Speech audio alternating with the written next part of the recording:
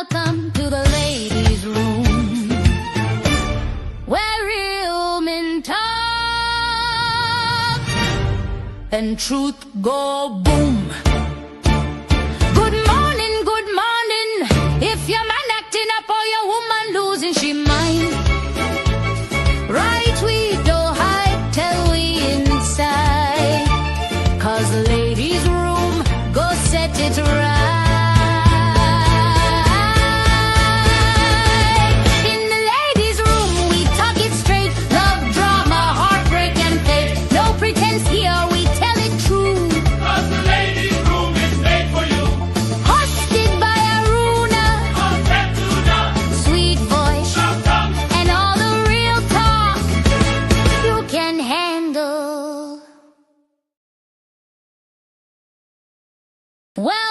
Welcome to the ladies' room, where real men talk and truth go boom. Good morning, if your man acting up or your woman losing she mind. Right, we don't hide, tell we inside, 'cause the ladies' room go set it right.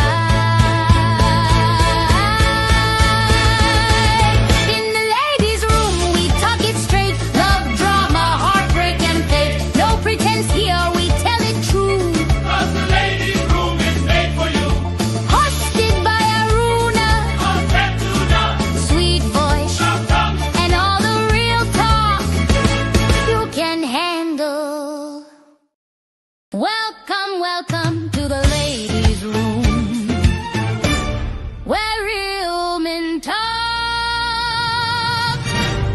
and truth go boom. Good morning, if your man acting up or your woman losing she mind. Right, we don't hide, tell we inside, 'cause the ladies' room go set it right.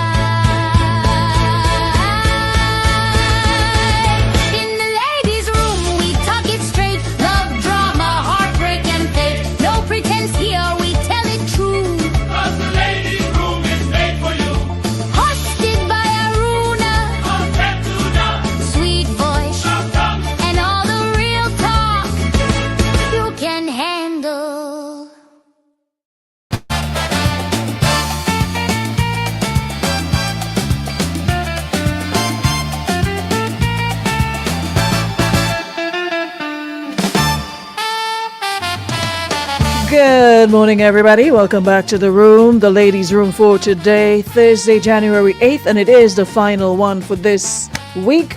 Yeah, the very, very first official week in the month of January in the year 2026. All right, all I can stop with the Happy New Year now. It's 6 days. Are we gone? All right, yeah. We're good now, yeah? So no more Happy New Year.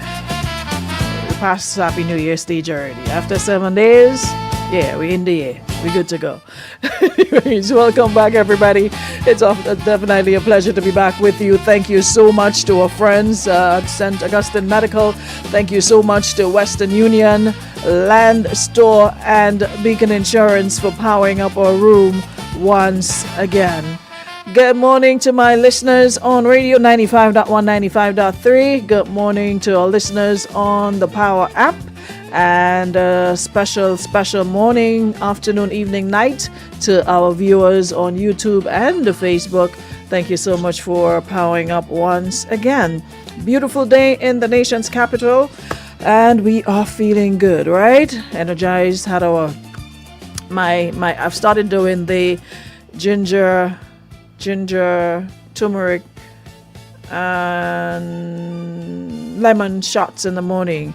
And it really makes a difference because I've noticed that my energy levels, it really, it's different. Yeah, just that. First thing in the morning, an empty stomach, I do that. And then I'm doing my daily detox thingy and the metal detox from my friend herbalist Patrick Dells.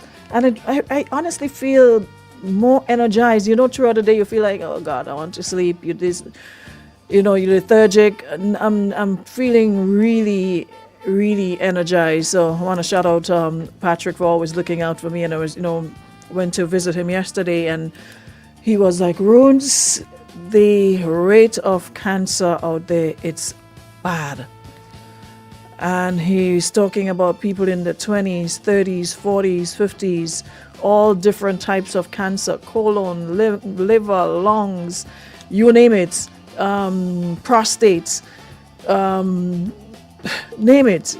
And he was like, Runes, it's been a while I've been this worried, but I am now. And it's something that we don't talk about a lot. But he says, at this point, we're not even concerned about the other things. Before high blood pressure, hypertension, what's the other one? Sugar, as we would say, diabetes. Those things is like, it's taken a far back seat compared to cancer, the type of cancers. So we really and truly have to get serious about our health. There are young people laying on hospital bed. This one person he's attending to has stomach cancer. And he was saying that the tumor is wrapped around the person, their tubes, they're wrapped around it. The intestines, it's wrapped around the intestines, and it's practically impossible to cut it. They've tried the chemo, not a zilch, because of the growth. It is so big and it's wrapped around that they're afraid of removing it, So, not to scare people, but it is to highlight that we seriously have to pay more attention to the things we consume, because hate it or like it, a lot of it is because of what we consume on a daily basis. The foods that we consume, the amount of alcohol that we consume. Not we, y'all. I could take myself out of the alcohol because I don't drink. But like he always says, it's not about cutting everything out, but it's about moderation. It is common logic that if you're consuming a lot of one thing, it's going to affect you in some way. If you're consuming a lot of high protein foods, a lot of carbohydrates, a lot of sweet, sugary stuff, a lot of starches, less protein, lean protein, less fibers, it will definitely impact our health. And I'm telling you guys this, 2026, let us devote more time to taking care of ourselves, our mental health, our physical health. Yeah, it is important, because at the end of the day, healthcare, when you're in a hospital, it's not cheap. Medication is not cheap. Chemo is not cheap.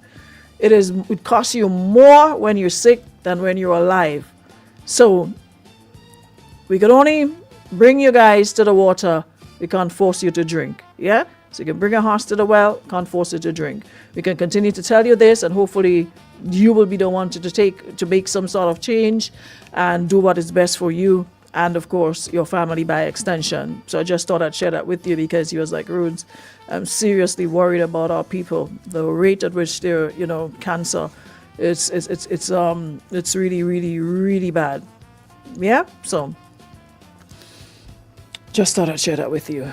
Anywho's, wanted to make it a little bit lighter today because it's been pretty heavy this week. We've been discussing quite a number of things, and just want to end with a lighter note today. I'm not sure how many of you have seen the video that I posted on my page, but I'm gonna play it on the live, so in case you missed it, you'll have an understanding as to what we are discussing this morning. I need water. I'm feeling dehydrated.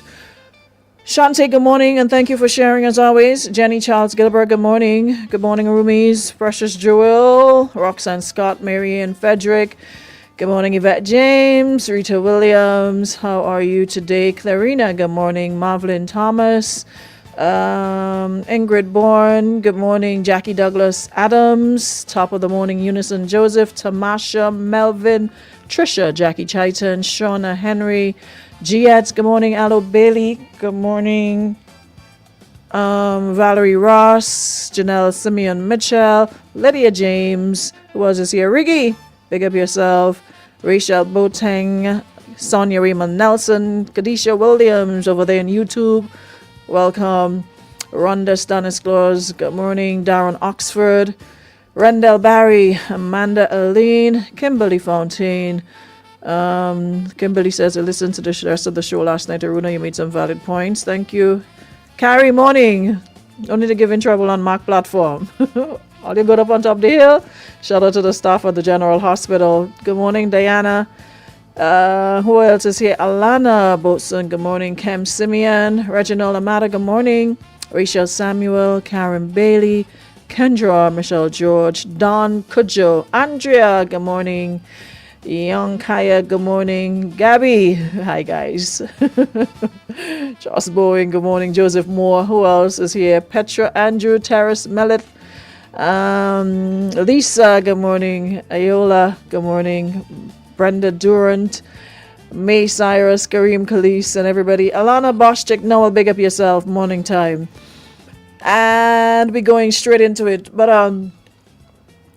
let me ask all you a question, right? So, I was checking my messages last night, and I came across this inbox from someone inquiring about some man in Pulse. You know, some of them have no sense of decorum, no, not even a little ounce, like no bratopsy, no little training, no little decorum whatsoever about all yourself. So the lady now, let me read the thing for you. She says, Aruna, I've been following your page forever, but I suffer from anxiety attacks and I'm recovering from depression. So I was very nervous to send this to share with the room for some help. I recently started dating again. I met this person while I've been involved with a man for several months now. He lives in Pearls. He's very handsome, has a beard, tall, dark, has a lot of brothers, works as a truck driver, has 2 children. The thing is, I've never met his children or been to his home. He said he's single and not in contact with the children's mother, which I believe because he's talking about proposing and taking our relationship to the next step. Before taking the next step, I need to confirm that he's genuinely single. If anyone can give me information, it'll be greatly appreciated, as I believe in being careful and protecting myself. First of all, we need more than that to work with. What is the man's name? Who we belong to? So I posted it now looking, hopefully, because I know how all you fast and ending in people business. Somebody must know some tall, handsome man from Paul's in St. Andrew. But lo and behold, it ain't look as though we're any closer to finding out who this man is, because out of the 140 something plus comments, everybody seemed to be of the sentiment that Paul's do have good, handsome, good looking man. How you could tell me a whole village, an entire community, you don't have one tall, handsome, good looking man that driving truck with a lot of brothers? That y'all must find everything else. Don't tell me y'all can figure this out. Y'all are Sherlock Holmes, y'all Matlock, y'all with Shaggy and Scooby-Doo, Flintstones, y'all everything. So how come nobody know who this tall, handsome man from Paul's with 2 children and miss, how you with a man how much months now and you don't know where he's staying? Listen, try not to make me and all have anything in 2026, please. Because if you're with a man and the man is talking about marriage, you have no idea where the man putting you to stay to begin with. That's the first place you're supposed to go. So when y'all get married, you know where your place will be, where you'll be staying. So that already is a red flag. That you don't know, you never been to the man's house and he's talking about marriage. How I'm dating somebody for months and I never go by them? That is where you need to start first. Find out which house the man live in Paul's and go in the man place. And second, don't go in the man place because he might meet other people in the man place. But anyways, you need to have a conversation with said man to find out where he's staying, who he's staying with, and why you can't go by him. Because I don't know how are they with a man for how much months and the man talking marriage and I don't know where the man peeing, where he eating, where he defecating. And you, listen, Gabby talked to Ollie the other day about having conversations and the importance of finding out these things, having conversation about these things first before getting excited over a man saying we will get married. How on top of that, how nobody, everybody, yeah, this was this comment had me crying. Paul's a good looking man self.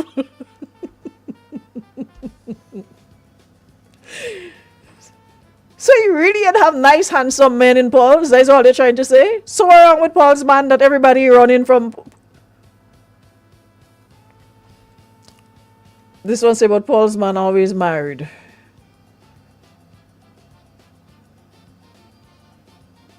Me wondering who tall, dark, handsome man it have in Paul's self.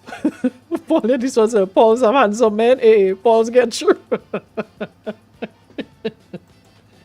And then Christoph put the icing on the cake with Paul's have man.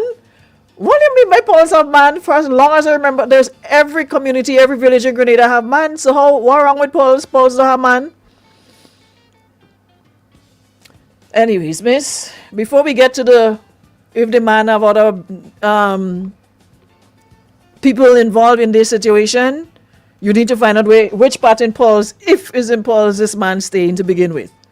You need to find your way or start the conversation with the gentleman as to when you can visit his place of abode, so you know where you're going to stay when all you get married, if all you get married. That's where you need to start. Yeah? We press. I ain't wasting no time on that today because we have more pressing matters to discuss. Like I was saying, so the past couple of days, this has been making the rounds on social media. And we're asking, should a dress cause this much drama? Pastor Jamal Bryant and his first lady, Carrie Bryant, have been making the rounds in the past week with, church goers, non-church goers, everybody, criticizing her dress.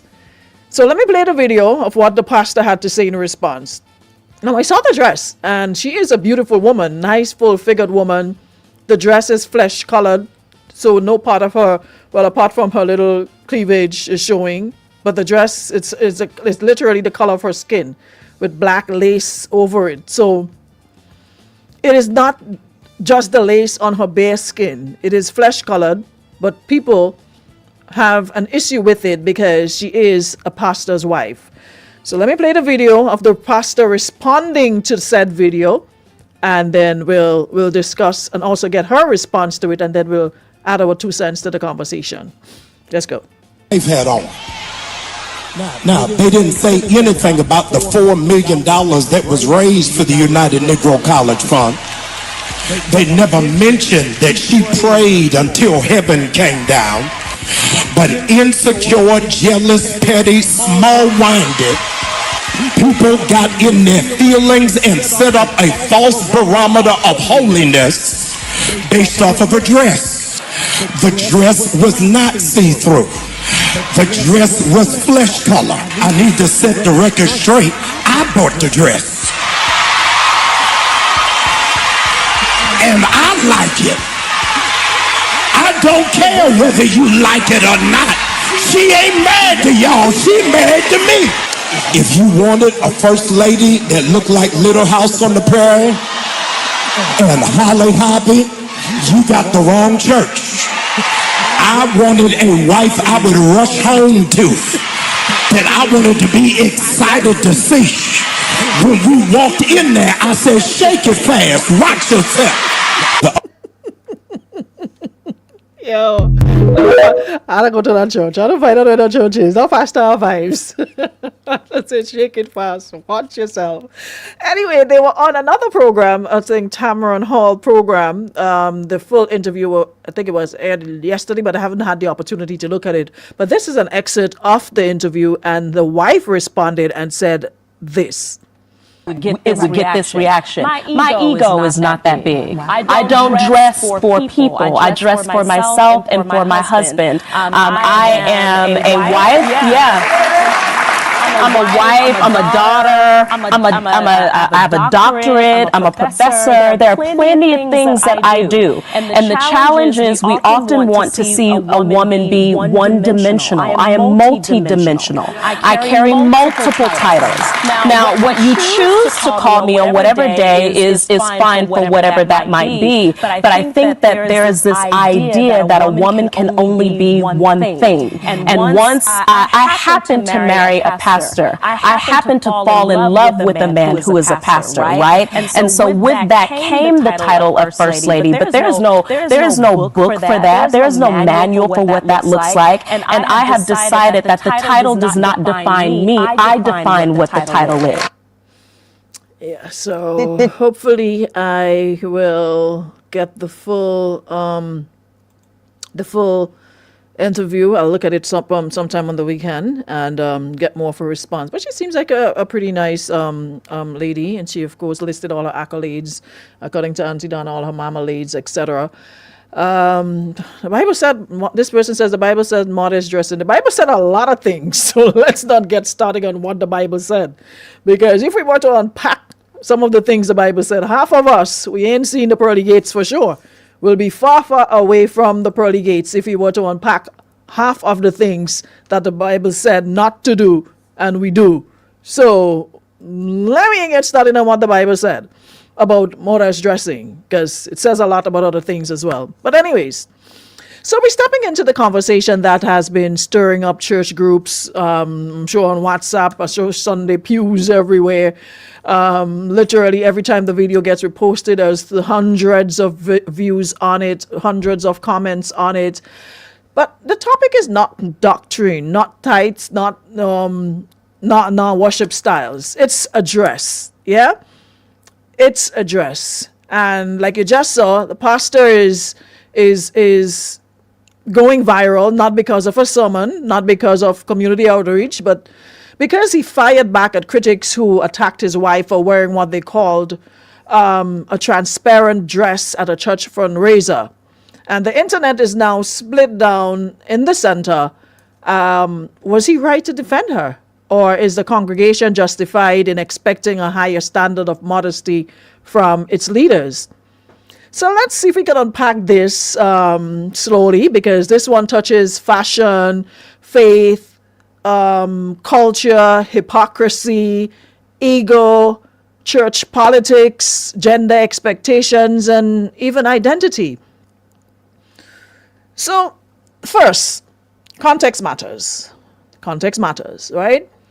People attend church communities for guidance, structure, and a certain way of living, a better relationship with God, right? And in many traditions, especially in the Caribbean, the church is seen as a place of modesty, decorum, and, leadership by example. So when the pastor's wife, often viewed, as the first lady of the church, shows up wearing a dress that some believe was too revealing, eyebrows shot up, tongues wagged, fingers took to typing, and before long, the whispers, it turned into criticism, the criticism turned into judgment, and the judgment turned into public shaming. But here's the twist. Like you saw, the pastor didn't shrink back, he didn't distance himself, he didn't apologize for her, he defended his wife boldly. Some people were policing her body harder than they examining their own souls. So here's where the debate catches fire. Here's where the debate catches fire. Modesty, principle, or personal preference. I mean, the truth is, modesty standards are not universal. What is inappropriate in one congregation might be perfectly fine across town. Ask 10 Christians what modesty means and you'll get 10 different answers. So the challenge is, are we treating modesty like scripture or like culture? Because when we search the Bible, the strongest modesty message is about humility, self-control, and avoiding vanity. It is less about inches of fabric and more about the posture of the heart. Am I right or am I right? Meanwhile, much of what we call inappropriate is shaped more by upbringing, community norms, personal comfort, and yes, double standards. The First Lady's standard. The pastor's wife was not just any woman walking into the event. She's typically expected to sit a certain way, speak a certain way, dress a certain way, and behave like a silent ambassador of holiness. But here's the reflection question. Who actually assigned her that role, God or the church audience? Let me ask again. Who actually assigned her that role, God or the church audience? Because in many congregations, the pastor's wife never asked to be the mascot for perfection, but the people put her in that spotlight and then judge her harshly when she's human. So I'm asking the question this morning. Are we holding people to standards we don't keep ourselves? Now, here where it gets uncomfortable. Bear with me for a second, right? Some of the loudest critics might themselves gossip on Mondays, lie, cuss co-workers under their breath, cheat emotionally or physically, scroll explicit content online, watch church live stream with a Roman in their hand, or dress the same way in carnival and post the pictures proudly. But the minute the pastor's wife steps outside a cultural box, suddenly everyone becomes a holiness inspector. And this is where hypocrisy walks into the room. Because if we're honest, the dress wasn't the real issue. The real issue was we expect you to be better than us because we don't want to deal with our own mess. Let's be honest. Because if you look at the dress, like I said, it was flesh colored. It was not seeing any of her private parts, nothing of the sort. She has a beautiful shape, so it doesn't matter what she puts on. You know, we will see it unless she wears extremely baggy, big clothes. So after listening and reading several comments and, scrolling across the metaverse, that is what I got from it. The issue wasn't the dress wasn't the real issue. The real issue is the expectation. We expected her to be better than us because we don't want to deal with our own mess. It's easier to judge somebody publicly than correct ourselves privately.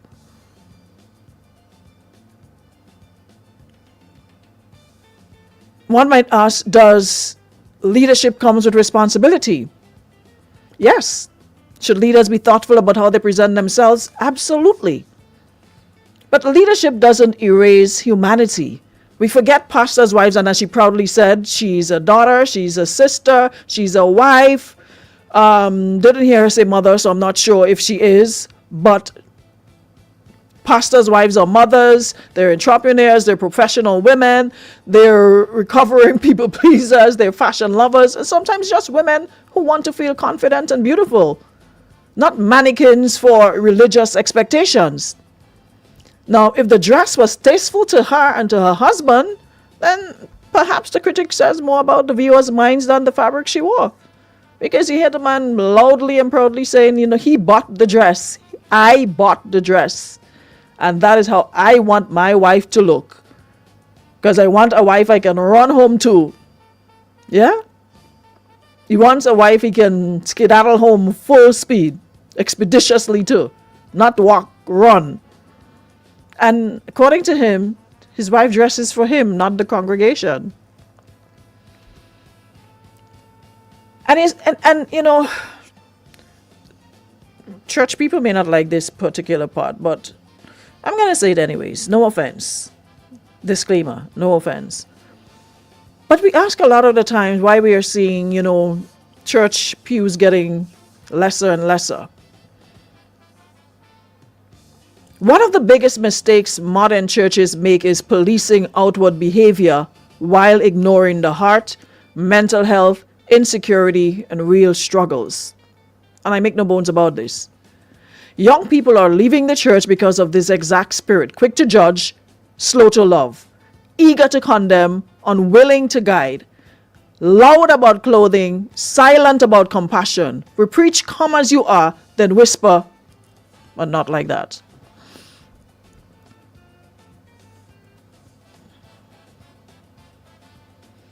Jerry Grant, what are you talking about?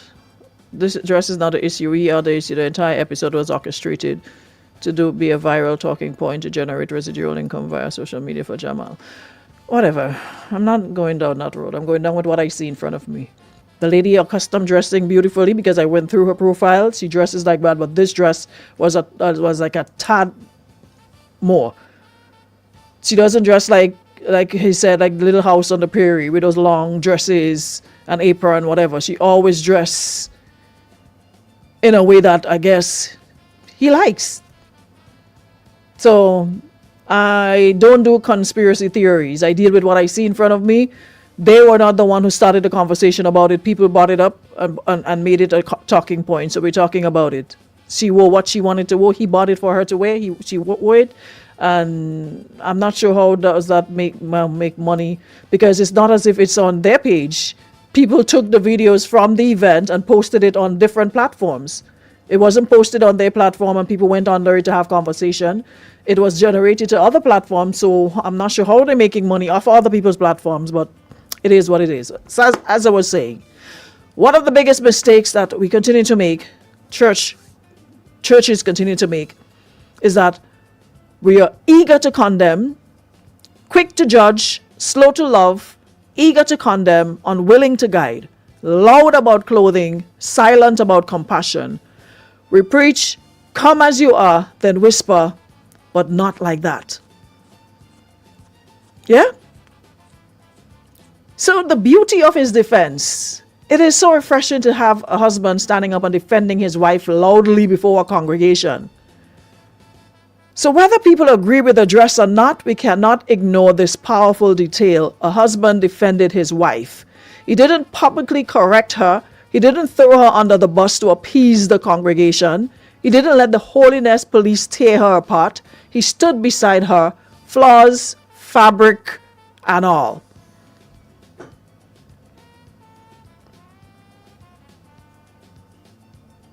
In a world where too many spouses abandon their partners under pressure, that alone deserves attention, especially somebody of his ilk, where you're a pastor, you have a huge congregation, and you're getting fire from the media, from the social media, you're getting fire from your congregation, maybe. So you're gonna be like, you know what, backtrack and be like, leave her to face the fire. Nope. Pastor went to the pulpit just as if he were on the preaching the sermon, and preached. For those who missed it, you late?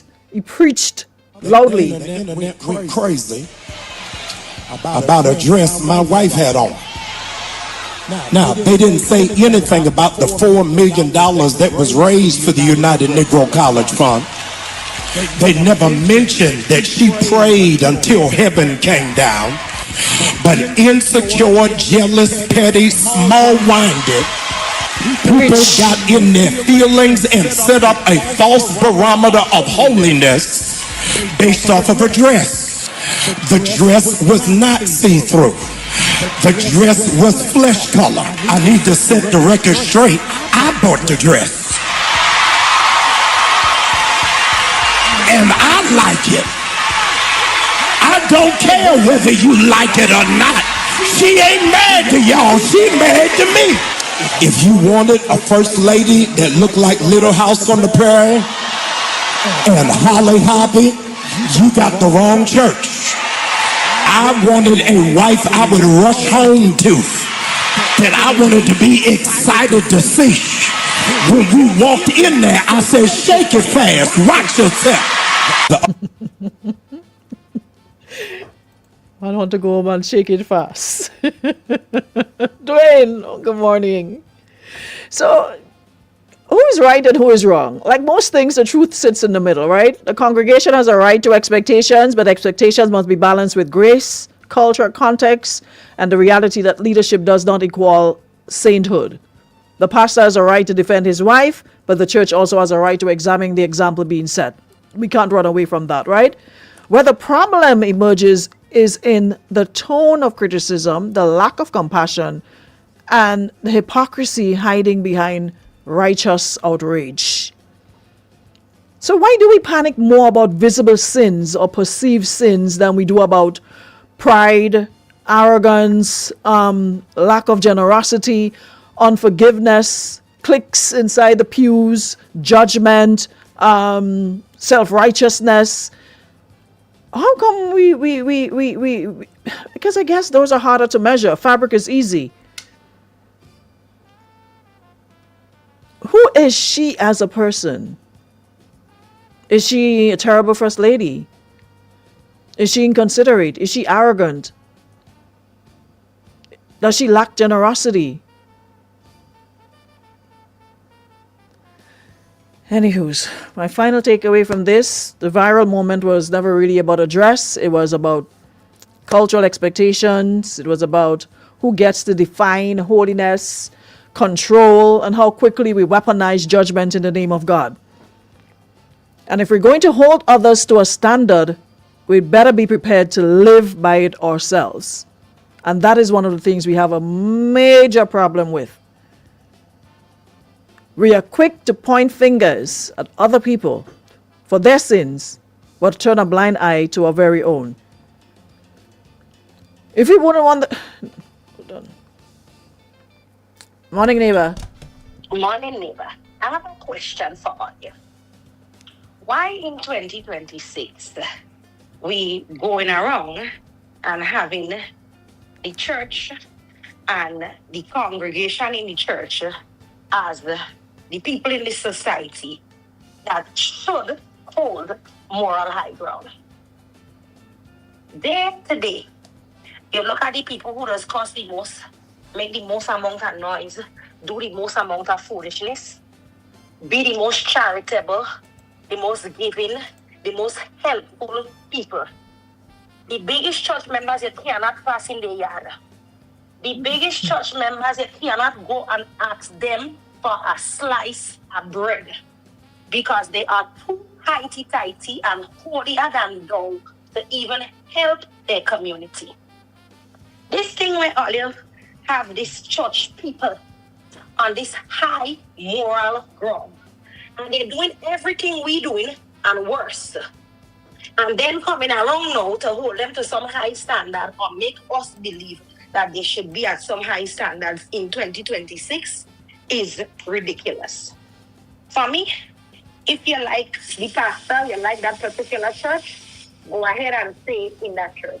If you don't like the pastor and you don't like how the pastor is carrying on, you find a different church. But at no point in time am I under the opinion that anybody that is a member of a church, because I is not no member of no church. I know last day I see inside a church, maybe last time somebody there are married. But all you don't giving, all you don't caring, all you're not contributing to society any less or any more than me, right? People can pass in all your yard. All you have mango spoiling on all your tree. And if children pass and stone all your mango, all your cussing them. All of these church people and them, I do not believe in all you, and I don't hold all you to no moral high ground. If she wanted to come inside a day with she bikini, I, Gabriella Bonner, do not care.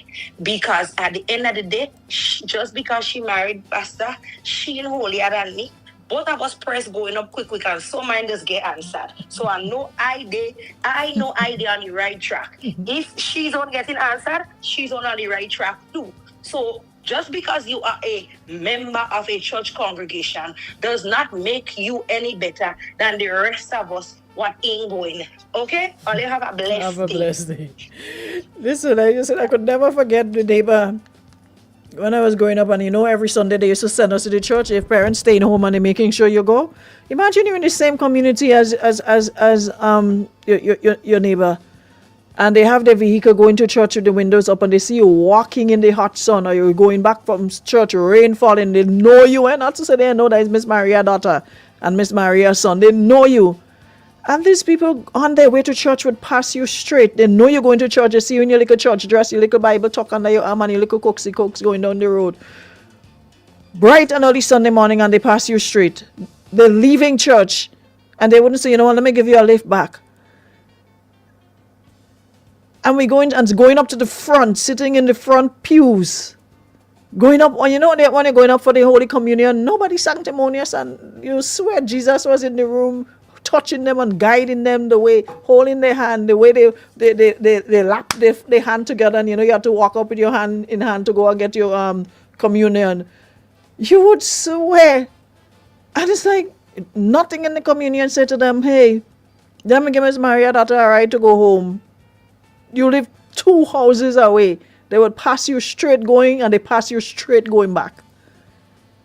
So we are sitting here pretending that because people going to church means you all that and some. Standing up in a garage don't make you a car. I could go and stand up in my garage, I mean I'm a car. So going and sit down in the church doesn't make anybody holier than thou. Your behavior, your actions, how you treat people, how do you respect them, how you speak to the janitor compared to how you speak to the owner of the business, how you treat someone on the street with mental disorder, how you treat a sane person. That is what makes you or defines you. Not because you pack yourself in the church every Sunday or wherever you go. Because me going and stand up in a garage and making me a car. But at the end of the day, which is night, if we're going to hold others to a standard, we'd better be prepared to live it by ourselves.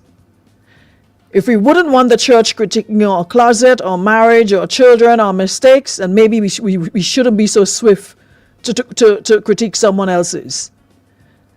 Because from what I know, and like Gabby say, last time I go to church was for a funeral.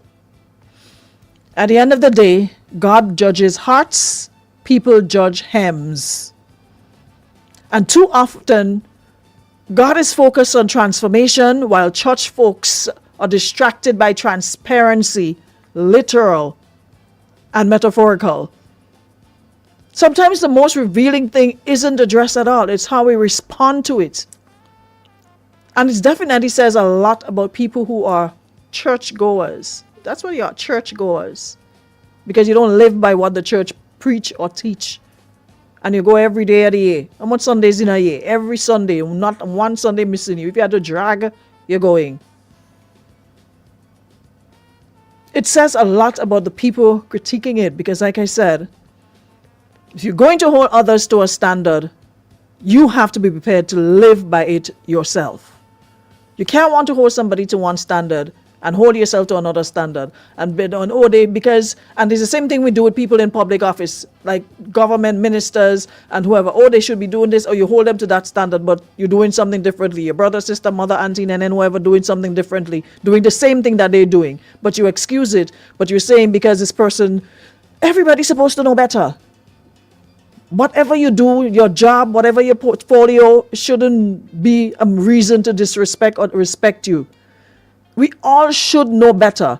So you're saying because you're not high up in society, because you're not a member of government, because you're not a lawyer, a doctor, that you should be excused or you should get a pass? And because they are up there, according to you, they should know better? We should all know better. We should all know better. Nobody gets a pass based on who you are in society. Level playing field across the board. So not because this person is a police or they were a radio. People, it always blows my mind why people do that. He's a police officer, he's supposed to know better. So the police do the same thing, the bossman do the same thing, but the police should the bossman should get a pass, but the police shouldn't because he's police and should. So what you know? What you really know? So you have one set of rules for who's supposed to know better, and then another set for who. Make that make sense. Make that make an ounce of sense. Not a pound, just an ounce, a little bit. Make it make sense. Anyways, let me play this quick before we go.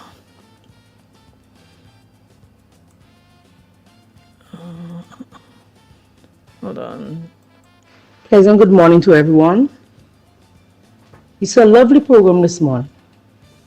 I believe in Render your heart and not your garment. We've been told that from since Jesus was a little boy. Render your heart and not your garment. No matter where you go in life, somebody going to talk. Well, all from me, I can speak for myself. I don't care. I don't give a damn, and I'm not living by them. I'm living by me. Whatever I choose comfortable with, that's what I'm rolling with. Sorry to say. And two, it's not a matter of when you think about society and a whole a community. Whether you're going to church, you're going to the market. I ain't thinking about going online because there's some vex money in my pocket. Are the kids going to school, whether it's Monday to Friday, they're passing the kids by the road, whether they're neatly dressed or new uniform or whatever uniform they have on, convent or high school, they're passing them by the road as an exam. And this is the same kids you have to sit down on in some kind of social or service in days to come and months to come. Now, the world have to get, you never water, you know, but the world have to get water before it could get better. When I say that, take it from me. You ain't getting better right now? Got you. I'm not the best one, but I'm telling you, we have to learn to pull up your socks. Don't tell me to pull up your socks and yours can't even hold elastic. Thank you. Have a blessed day. Have a wonderful day. Alrighty, and that's about it for today, folks, and for this week. We shall reconvene next week, same time, same place. Thank you so much for powering up. Thank you for your contribution. For those of you in the chat, Sunset City says Aruna preaching better than the pastor. Have a great day, everybody, and we'll see you next week as well. All right? Hold on, where is my... Yeah. Bye. Ladies Room comes to you compliments of Renwick and Thompson Limited, Beacon Insurance, and St. Augustine Medical Imaging. Are you looking for quality health care you can trust? Look no further than